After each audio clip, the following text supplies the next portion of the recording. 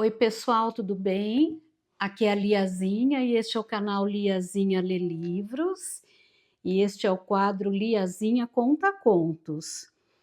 E hoje eu trago para vocês um conto de Aníbal Machado, este que foi um mineiro nascido em Sabará em 1894 e faleceu em 1964, por sinal o ano do meu nascimento. Ele foi um escritor, um futebolista, um professor e uma pessoa, um homem do teatro brasileiro, e uma importância muito grande para a nossa literatura. E eu trago um conto denominado Viagem aos Seios de Duília, que é um dos seus mais importantes contos. E esse conto ele trata de um modesto funcionário público, né, que ao se aposentar ele se vê ali solteiro e percebe que nem o presente e nem o futuro não tem nada a lhe oferecer. Portanto, ele resolve recorrer ao seu passado, viaja para sua cidade natal e vai em busca de Duília, que foi o seu primeiro e único amor. Então, já pegue aí o seu chá, café, o seu suco. Eu já estou aqui com o meu.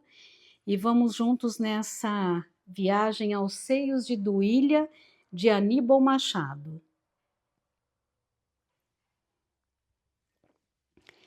Então vamos lá. Durante mais de 30 anos, o bondezinho das 10h15, que descia do Silvestre, parava como um burro ensinado em frente à casinha de José Maria. E ali encontrava, almoçado e pontual, o velho funcionário. Um dia, porém, José Maria faltou. O motorneiro batia a sirene. Os passageiros se impacientavam. Floripes correu aflita a avisar o patrão. Achou-o de pijama, estirado na poltrona querendo rir. Seu José Maria, o senhor hoje perdeu a hora? Há muito tempo e o motorneiro está a dar o sinal. Diga-lhe que não preciso mais. A velha portuguesa não compreendeu. Vá, diga que eu não vou, que de hoje em diante não mais irei. A criada chegou à janela e gritou o recado. E o bondezinho desceu sem o seu mais antigo passageiro. Floripes voltou ao patrão, interroga-o com o olhar. E ele diz: Não sabes que estou aposentado? Ué, sim, Floripes, aposentado. E o que vai fazer agora, patrão? Sei lá, Floripes, sei lá. Mas o almoço será sempre servido à mesma hora, pois não? Tanto faz. Pode ser às 9h30, 11, meio-dia ou quando você quiser. Minha vida de hoje em diante vai ser um domingão sem fim. Debruçado à janela, José Maria olhava para a cidade embaixo e achava a vida triste. Saíra na véspera o decreto da aposentadoria. 36 anos de repartição. Interrompera da noite para o dia o hábito de esperar o bondezinho, comprar o jornal da manhã e bebericar o café na avenida, e instalar-se à mesa do ministério, sisudo e calado, até às 17 horas. Que fazer agora? Não mais informar processos, não mais preocupar-se com o nome e a cara do futuro ministro. Pela primeira vez, fartava a vista no cenário de águas e montanhas que a bruma fundia.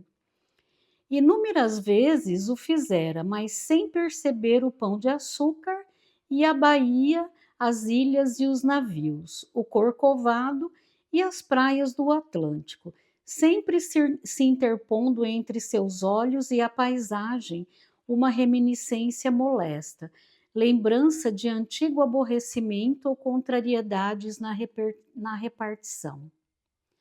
Se algum navio transpunha a barra e vinha crescendo para o porto no ritmo calmo da marcha, seu coração amargava-se contra o sobrinho Beto, que embarcara como radiotelegrafista de um navio do Lloyd e nunca mais dera notícias.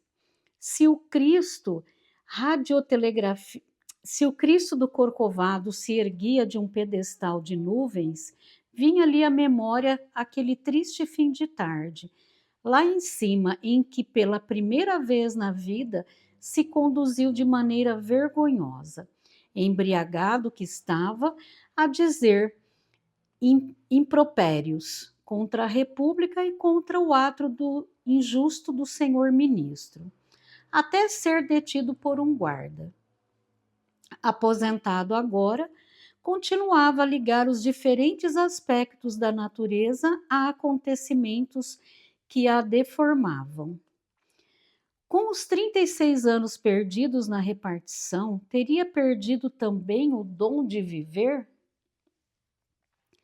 Muito próximo se achava ainda desse passado, para não lhe receber a influência. A manifestação de despedida fora ontem mesmo. Cobriram-lhe a mesa de flores, saudou-o em nome dos chefes de serviço o diretor mais antigo, seu ex-adversário. Falou depois um dos subordinados, estudante de medicina, e por último uma funcionária, Adélia, que usava decote largo e se referiu à competência e exemplar austeridade do querido chefe, de quem todos se lembrarão com saudade. Uma menina, filha do arquivista, fez-lhe a entrega de uma bengala de castão de ouro, com data e o nome, e o ministro mandou-lhe um telegrama.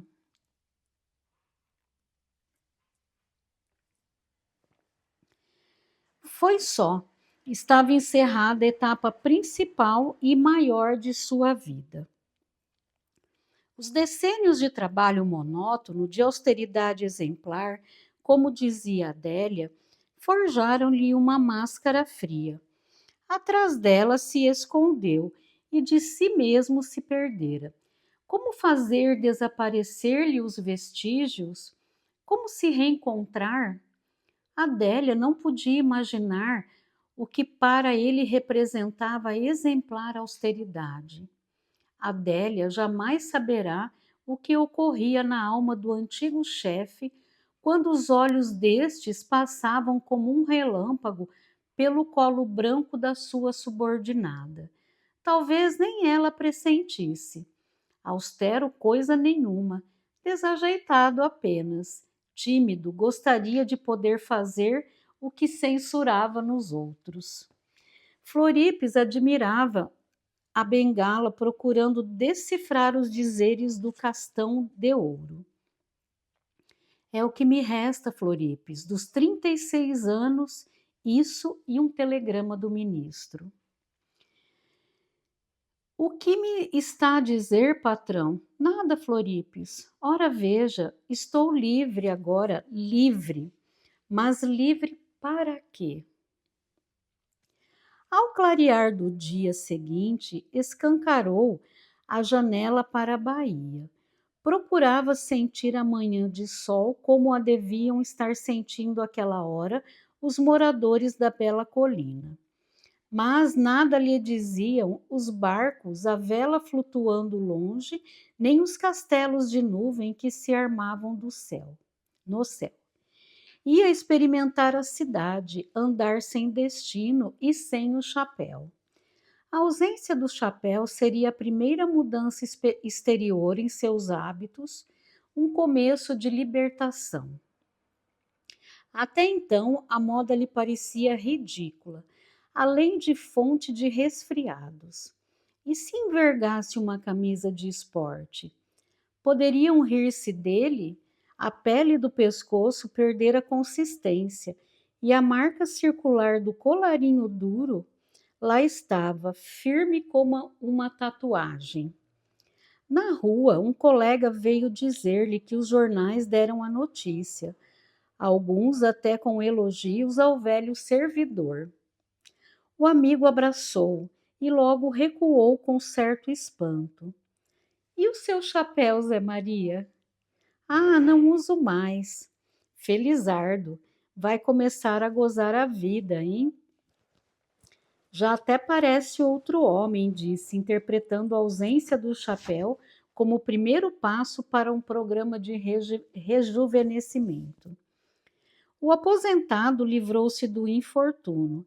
Livre, estou livre. Namorou vitrinas, tomou café, repetiu café, tomou chope, foi, voltou, viu, tomou café outra vez, cumprimentou e o tempo não passava. Mais lento ainda do que na repartição. A título de despedir-se de alguns companheiros e de apanhar uma caneta tinteiro, lembrou-se de chegar até lá. Na verdade, sentia-se impelido por um desejo ambíguo, como o general reformado que vai à paisana em visita a seu antigo regimento. Era tarde, porém, o rush se avolumara. Achou melhor voltar para casa, postar-se na fila do bonde. Livre, estou livre. Durante a subida, a brisa fresca fê-lo sentir a falta do chapéu. Via-se como que despido. Floripe serviu-lhe o jantar, deixou tudo arrumado e retirou-se para dormir no barraco da filha.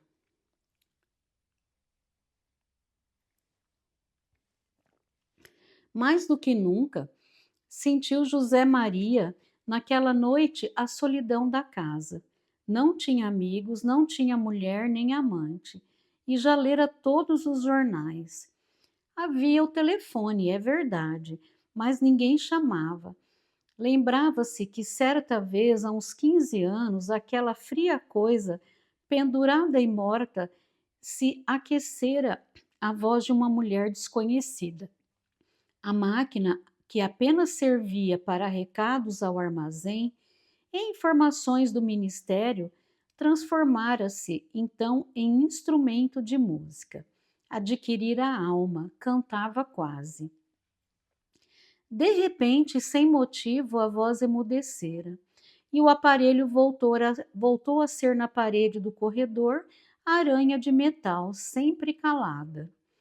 O sussurro da vida, o sangue de suas paixões, passavam longe do telefone de Zé Maria. Como vencer a noite que mal começava? Fechou o rádio com desespero, virou 2 tragos de vinho do Porto e deitou-se. A espaços ouvia barulho do bondezinho rilhando nas curvas da colina, a explosão de um e outro foguete que subiam da vertente das águas férreas, seguida de latidos de cães e gritos indistintos. Ingeriu outra dose de vinho e adormeceu. O telefone toca. Quem será? Quem se lembraria dele? Algum convite ou um trote? Alô, meu bem. Alô, aqui fala José Maria. É engano, proferiu secamente a interlocutora. Era engano. Antes não fosse. A quem estaria destinada aquela voz carregada de ternura? Preferia que dissesse desaforos que o xingasse. A boca feminina já devia estar dizendo frases de amor na linha procurada. Era um triste aparelho telefônico. Atirou-se de bruços na cama e sonhou. Sonhou que conversava ao telefone e era a voz da mulher de há 15 anos. Foi andando para o passado. Abriu-se-lhe uma cidade de montanha, pontilhada de igrejas. E sempre para trás. Tinha então 16 anos. Ressurgiu-lhe a cidadezinha onde encontrara Duília. E aí parou. E Duília lhe repetiu calmamente aquele gesto mais louco e gratuito com que a moça pôde iluminar para sempre a vida de um homem tímido. Acordou com raiva de ter acordado, fechou os olhos para dormir de novo e reatar o fio de sonho que trouxe Duília. Mas a imagem esquiva-lhe Mas a imagem esquiva lhe escapou. Duília desapareceu no tempo.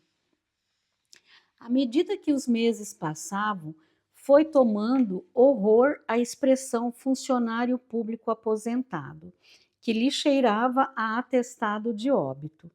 Jurou nunca mais frequentar a Mão do Salvador, instituição de caridade cuja sede, com seus móveis severos e gente sem graça, lembrava o gabinete atroz da repartição.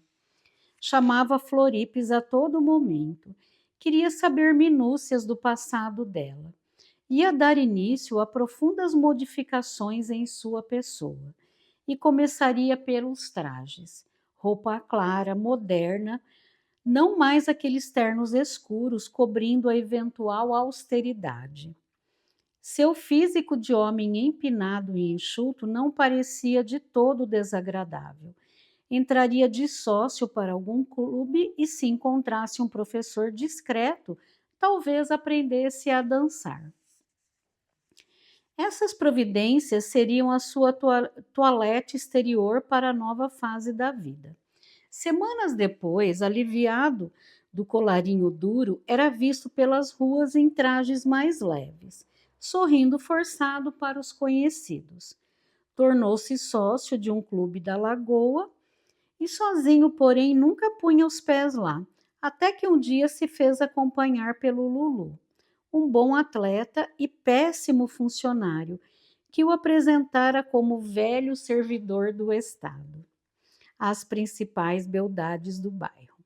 Como dialogar com elas? Não conhecia futebol nem equitação, não sabia jogar baralho, não guardava nomes de artistas de cinema e ignorava todos os escândalos da sociedade.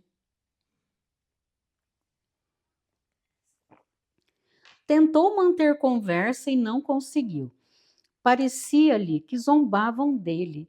Se algumas moças lhe dirigiam a palavra, era como se lhe atirassem esmola. Acabou a noite só e triste, agarrado ao seu copo de uísque.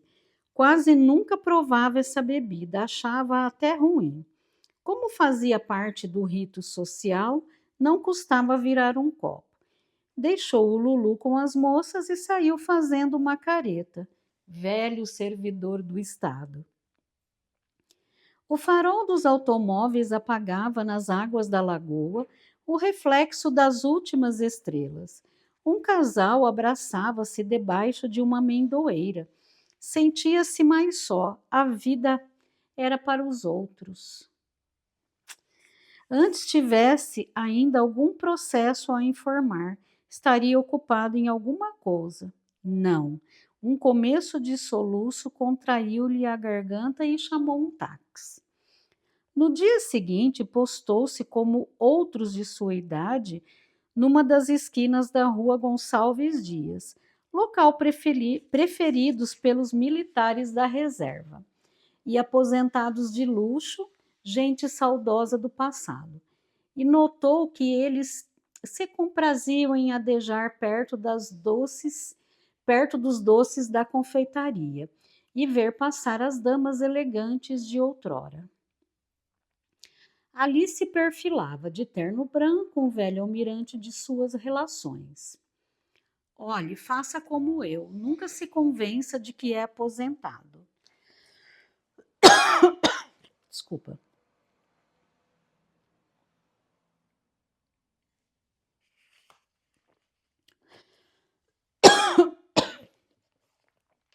Adquira alguns vícios, se já não os tem. Evite os velhos, um pouco de exercício pela manhã, hormônios às refeições não é mal. Quanto a conviver só com gente moça, ele aprendera na véspera o que era conviver com gente moça. Para rematar e como um índice de otimismo, contou-lhe o almirante uma anedota pornográfica. O funcionário riu com esforço e despediu-se enojado. Entrou numa livraria, buscaria a solução na leitura dos romances. Pediu à escolha do caixeiro, tentou ler. Impossível passar as primeiras páginas. Não compreendia como tanta gente perde horas lendo mentiras.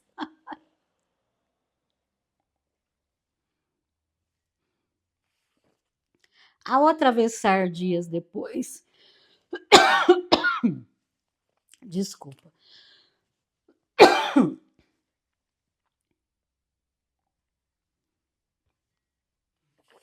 ao atravessar dias depois, o viaduto deixou o livro cair lá embaixo e sentiu-se livre daquilo.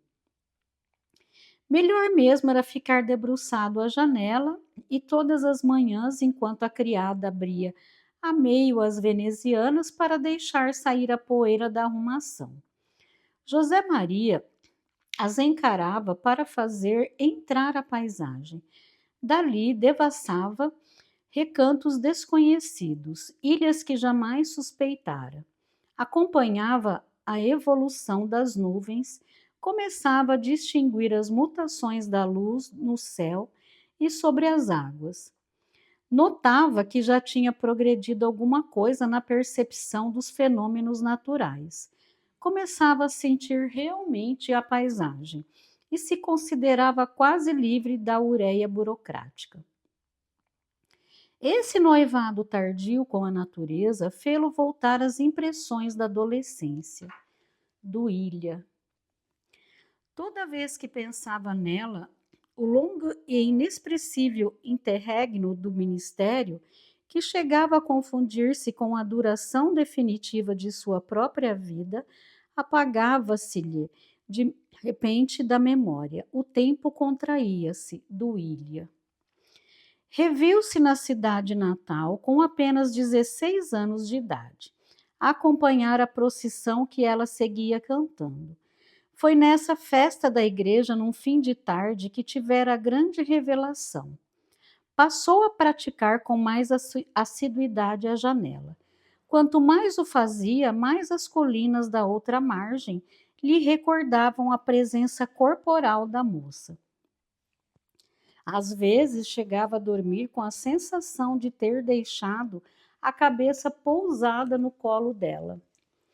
As colinas se transformavam em seios de Duília. Espantava-se da metamorfose, mas se comprazia na evocação. Não ignorava que havia de alucinatório nisso. Chegava a envergonhar-se, mas como podia evitá-lo? E por que isso? Se isso lhe fazia tão bem? Era o afloramento súbito da namorada, seus seios reluzindo na memória, como duas gemas no fundo d'água. Só agora se dava conta de que, sem querer, transferira para Adélia a imagem remota.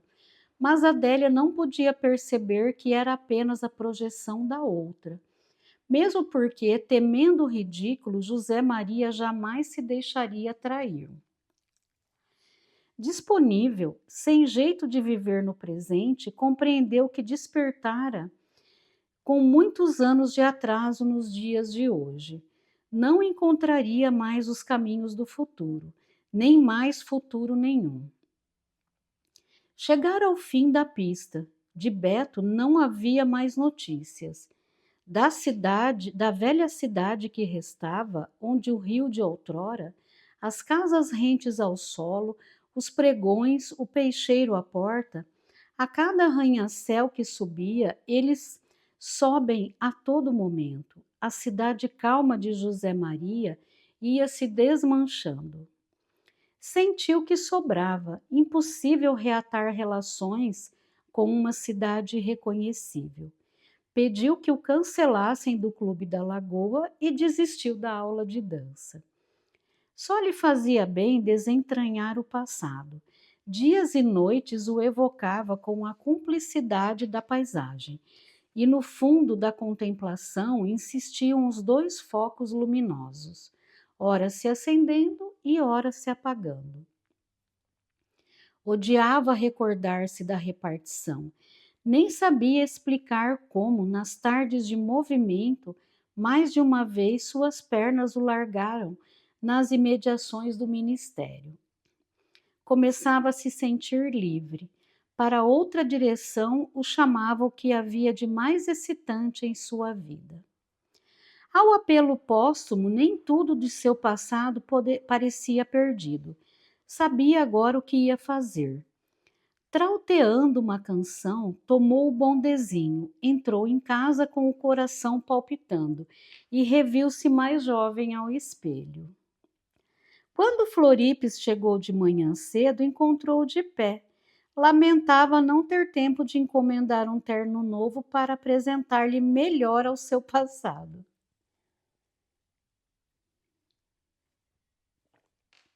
Floripes, tu tomas contas do meu apartamento? Eu vou viajar. Meu procurador te dará dinheiro para as despesas. Se Beto aparecer, dirás que eu parti. Dirás também que não precisas dizer mais nada. Se quiseres, traze para cá tua filha e o teu netinho. Floripes parou espantada. Será que o patrão vai-se embora? Vou, Floripes. Para não voltar mais? Não sei, Floripes. E se chegar alguma carta, patrão, para onde eu devo mandar? Não haverá cartas para mim, ninguém me escreve. E se alguém telefonar? Ó, Floripes, por favor. O que transpirava de solidão e amargura nessas palavras, compreendeu a velha Floripes, que se absteve de novas perguntas. Descendo a cidade, José Maria comprou malas, preveniu passagens, outro homem agora alegre quase. Não precisaria mais esforço para ser o que não era. Difícil coisa querer forçar a alma e o corpo a uma vida a que não se adaptam. Agora sim, ia ser feliz. E se alvoroçava como um imigrante que se repatria. Fazia uma tarde bonita e pela primeira vez José Maria achara agradável estar na rua. Mulheres sorrindo, vitrinas iluminadas, parecia que a cidade, à última hora, caprichava em exibir-lhe alguns de seus encantos. Assim procede a mulher indiferente ao ver partir o homem a quem fez sofrer. Comprou um mapa do país. Só com apertá-lo ao peito sentiu-se livre e já fora do rio. Voltou para casa, abriu-se em cima da cama, seguindo com a ponta do lápis os meandros montanhosos do Brasil. Aqui, marcou. Era perto de uma cordilheira no centro-sul. A cidade enchia-lhe o coração, embora insignificante demais para constar na carta.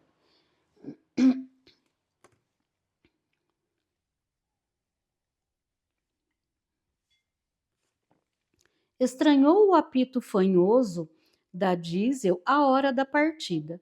Voz sem autoridade, mais mugido que apito. Tão diferente do grito lírico da locomotiva que há mais de 40 anos o trouxera do interior. Entristeceu. Muita coisa haveria que encontrar pela frente, modificada pelo progresso. A locomotiva, por exemplo, o trem de luxo em que viajava. Seu desejo era refazer de volta, pelos meios de antigamente, o mesmo roteiro de outrora. Impossível, estradas novas vieram substituir-se aos caminhos que levavam ao passado.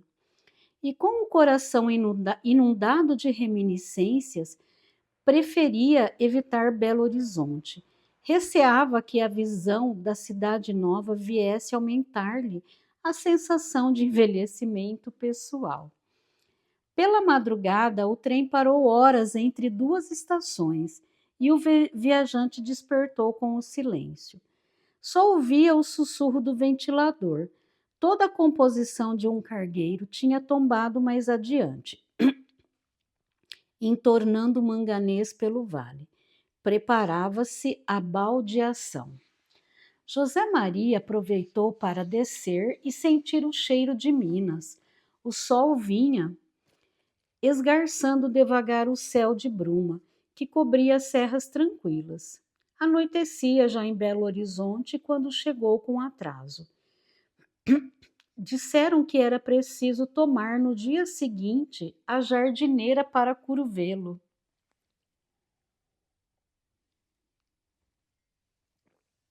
A nova capital, mesquinha cidade poeirenta há 40 anos, era agora um grande centro onde ninguém se lembraria dele. Para que então sair à rua, ver arranha-céus, caminhar entre as novas gerações de desconhecidos?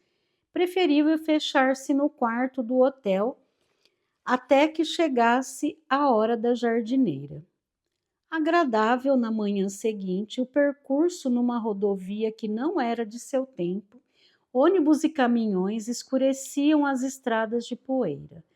Ao pé de uma serra calcária, que conhecera intacta, as chaminés de uma fábrica de cimento emitiam rolos de fumaça escura. Mais adiante, os fornos de uma siderúrgica. Cansado, ele adormeceu e despertou com um coro longe, de vozes. Coro que subitamente cresceu e passou, lançando-lhe o coração um jato de poesia. Era uma jardineira, repleta de mocinhas colegiais de uniforme azul e branco, que desciam do sertão para a reabertura do ano letivo na capital. No banco ao lado, um passageiro queimado de sol parecia esperar que José Maria acordasse para encetar conversa. Pois é, estamos em fins de fevereiro e nada de chuva. Em toda parte agora tem Ceará. Se aquilo lá desaba, apontou para uma nuvem escura. É porque Deus quer me ajudar. Tá mesmo em cima da minha roça, mas não desaba não. Olhou fitamente para José Maria. Teria achado nele um tipo estranho à região. E pergunta: Vós Missê também vai comprar cristá, não é? Não, respondeu José Maria. Tô indo para Rio São Francisco. Tá indo para Rio São Francisco? Não, estou indo para um lugar chamado Pouso Triste. Pra cá de Monjolo? Ah, conheço por demais, já botei roça lá perto. Ouviu por acaso falar em Duília? Duília. Espera aí. Ah, o senhor quer dizer Dom Dudu, não é? Conheço muito. José Maria sentiu um estremecimento. Arrependera-se da pergunta e calou-se. A deformação de um nome tão doce como Duília horrorizava-o. Deve ser outra pessoa. Era melhor não prosseguir na conversa.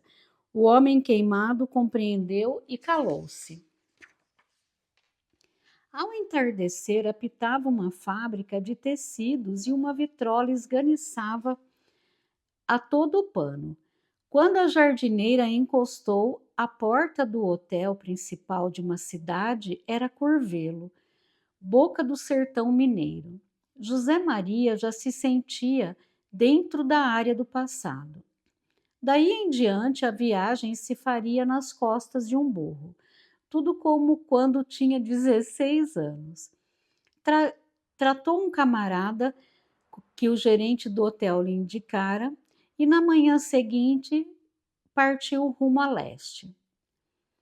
Se não cai temporá, nós chega direitinho, patrão, disse-lhe o camarada, enquanto o curvelo desaparecia atrás numa nuvem de poeira. O velho funcionário, ao mesmo tempo que sentia a delícia de montar um animal e respirar o ar puro, receava-lhe voltassem aquelas pontadas que o atormentavam na repartição. Soeiro, o camarada, desconfiava estar seguindo um homem importante, mas nem ousava perguntar. O Rio das Velhas vem vindo por aí, anunciou depois das primeiras horas de caminhada. Pouco depois, o Rio Fiel aparecia ao viajante. Oh, o velho Rio das Velhas, exclamou José Maria, sempre no mesmo lugar, e todo esse tempo me esperando. Achou-o tranquilo, mas um pouco emagrecido. Soero foi chamar o balseiro enquanto José Maria, agachado na areia, deixava que o velho rio lhe ficasse correndo longo tempo entre os dedos. Embarcaram as alimárias e foram deslizando de balsa para a margem oposta. E de pé, o funcionário parecia estar sonhando. A bengala desamarrou-se da mala e caiu na correnteza. Soero quis mergulhar. Deixa, deixa, gritou José Maria. Preferia não perdê-la. Era afinal uma lembrança dos ex-colegas. Mas já que foi para o fundo do rio, que lá ficasse. Almoçaram e retornaram à montaria. Agora vem Dumbá, 8 léguas, disse o camarada. E o Paraúna, reclamou o viajante recordando. Ainda temos que atravessar. Tudo era deslumbramento para o viajante. À medida que ouvia esses nomes quase esquecidos, a coisa nomeada aparecia logo adiante, rio ou povoado. As léguas que estiveram à noite ia longe, ou porque a escuridão fosse maior com a lua minguante, ou porque a correnteza engrossasse de repente. O Paraúna surgiu mudado e agressivo. Nem parecia o rio que os viajantes atravessaram a val.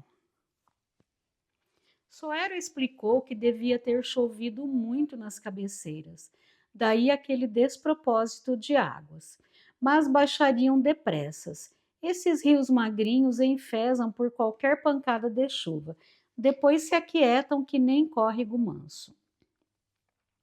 Se vós, missê, não quiser chegar até o arraiá, a gente espalha os burros e arrancha por aqui mesmo. Apearam-se, Soeiro desceu os arreios e a cangalha, amarrou o cincerro ao pescoço do cavalo madrinha e deixou os animais pastando perto. Deitado no couro, José Maria escutava o sussurro das águas. Pouco se lhe dava o corpo moído, a dor nos rins. Nunca se imaginara deitado no relento, a cabeça quase encostada a um de seus rios. Ficou a escutá-lo. Era como o primeiro rumor de um passado que vinha se aproximando. Cobrindo-se com uma manta, ele adormeceu. Soero fumava e se persignava, e a olhar desconfiado para outra margem onde vinha um vulto branco parecendo fantasma. Esperava pelo abaixamento das águas. De madrugada, o Paraúna voltou ao normal. Soero saudou o vulto de branco com quem cruzou no meio do rio. O homem respondeu em latim, e José Maria se espantou ao ouvir frases latinas em cima daquelas águas, naquele ermo. Perguntou o que era aquilo. Soero disse que não sabia. Sempre o encontrava bêbado pelos caminhos.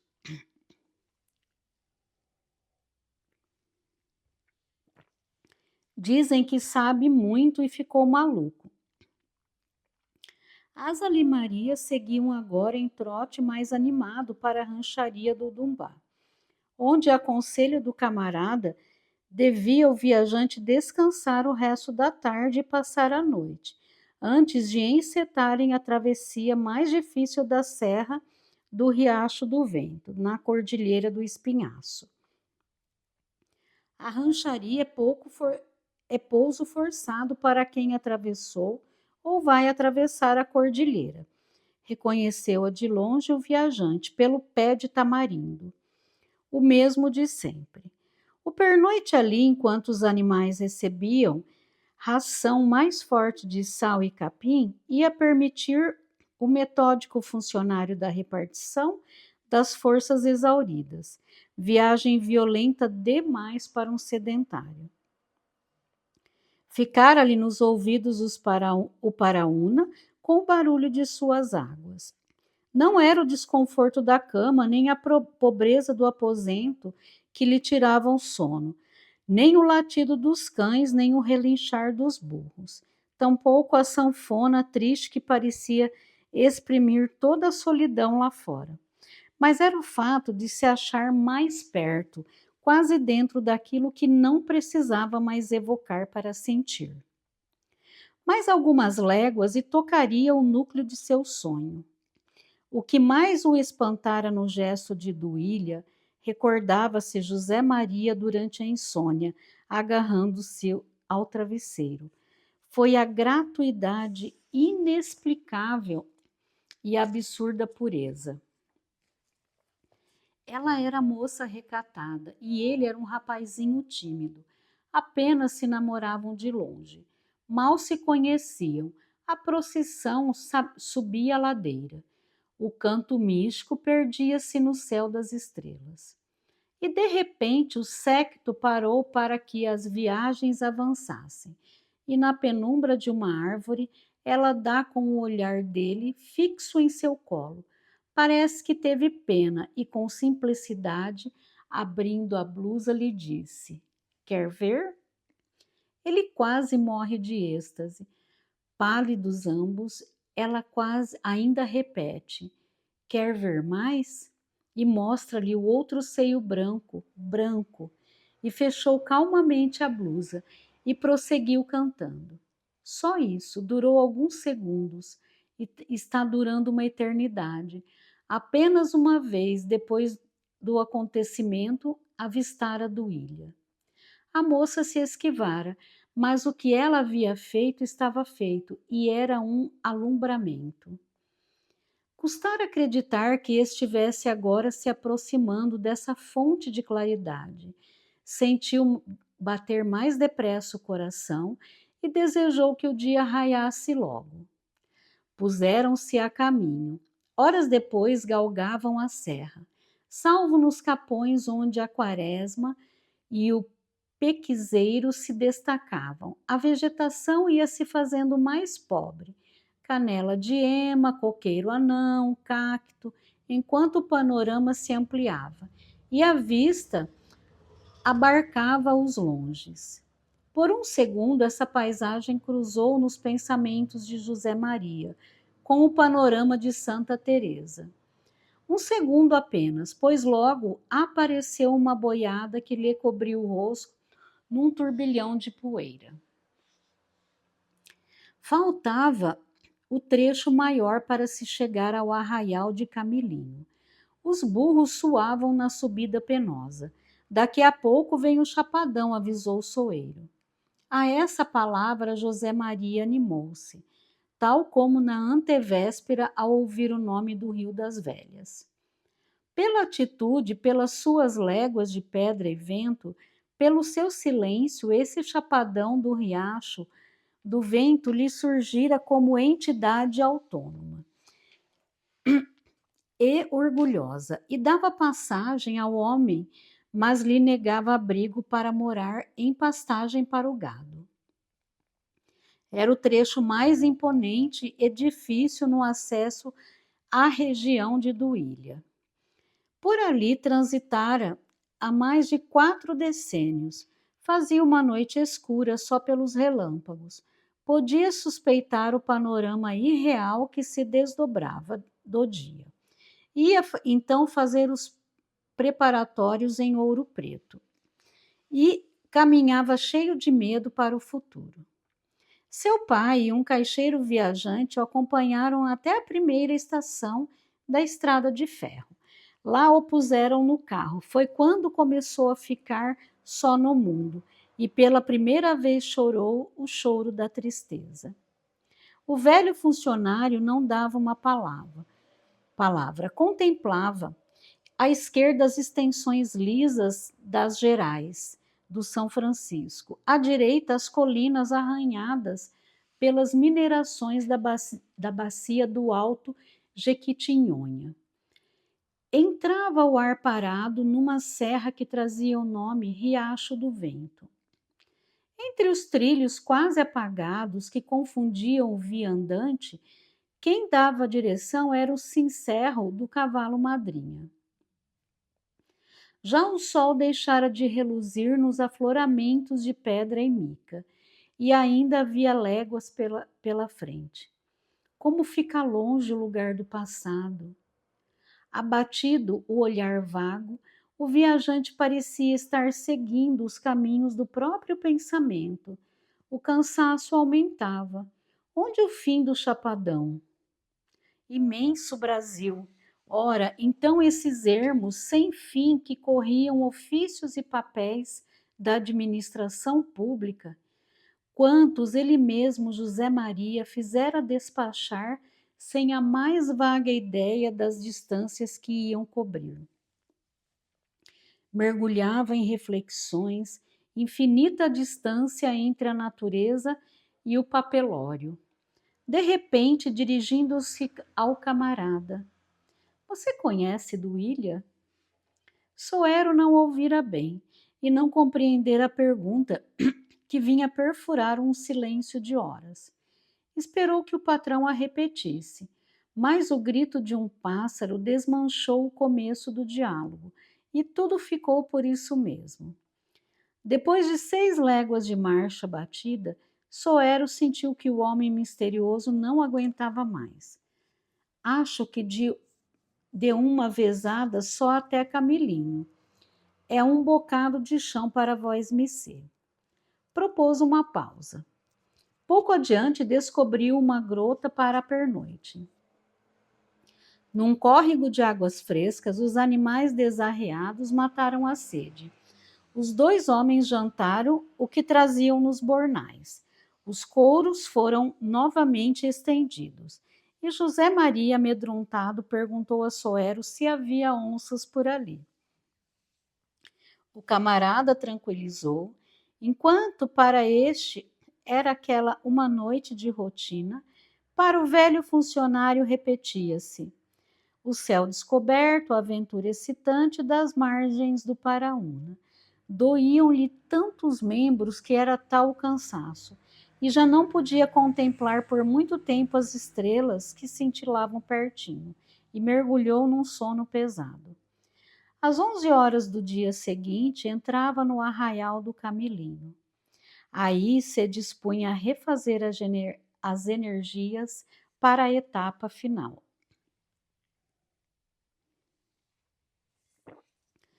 Tudo que vinha percorrendo já era país de Duília. Agora sim, não precisava ter pressa.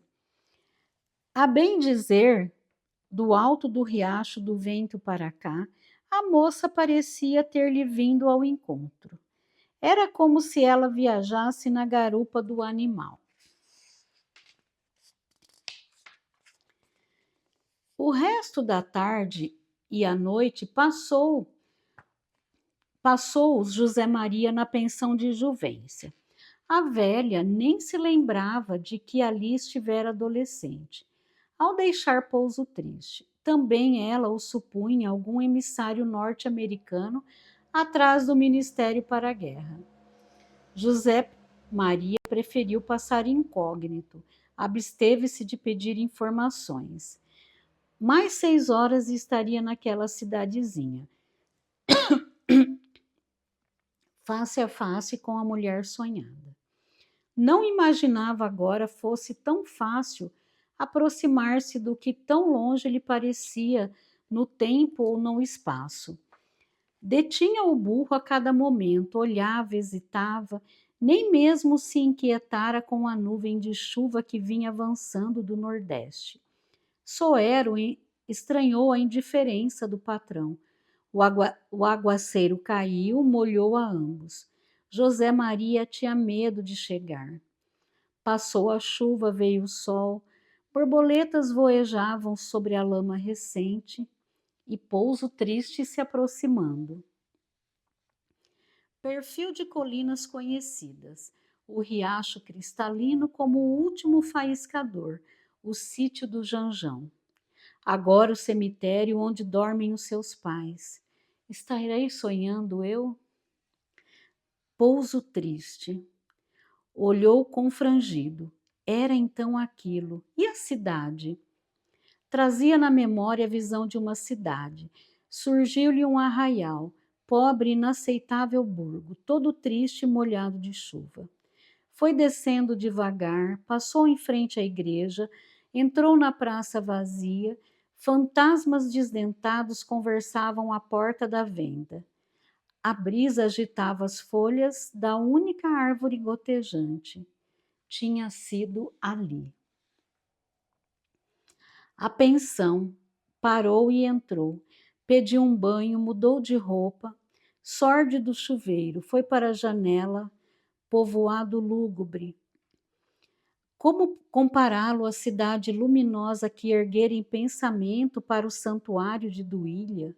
Teve raiva de si mesmo. Nenhum parente, ninguém para reconhecê-lo. Melhor assim. Fixou a árvore, era a mesma, pelo menos aquilo sobrevivera. Saiu para vê-la de perto, deixou-se ficar debaixo de seus galhos e reviveu a cena inesquecível. Mas não encontrou o mesmo sabor. A árvore parecia indiferente. Não se conformava com a falta de claridade, nem a da luz exterior, nem a outra, subjetiva que iluminava a cidade ideal onde se dera a aparição da moça. Pertinho, bem perto, devia estar ela, tão perto que assustava. Dentro de poucos instantes, o seu rosto, a sua voz, os seios, mas aquele marasmo, o torpor das coisas, o envelhecimento da árvore e da paisagem, tudo prenunciava a impossibilidade de Duília. Timidamente pediu notícias à dona da pensão. A velha fez um esforço de memória e, tal como o passageiro da jardineira, respondeu: Duília? Dona Dudu, não é? Uma viúva? Ah, sumiu daqui faz um tempo. Ouvi dizer que está de professora no Manjolo. Ainda que mal lhe pergunte, vós me sê parente dela? Não, disse José Maria. É para desarmar para desarmar a curiosidade da velha, disse, trago-lhe umas encomendas. Deixou passar alguns instantes e perguntou por perguntar. Sabe dizer se ela tem filhos? Filhos? Um horror de netos, que Deus me perdoe, o marido era uma peste. E ele não quis mais saber do resto.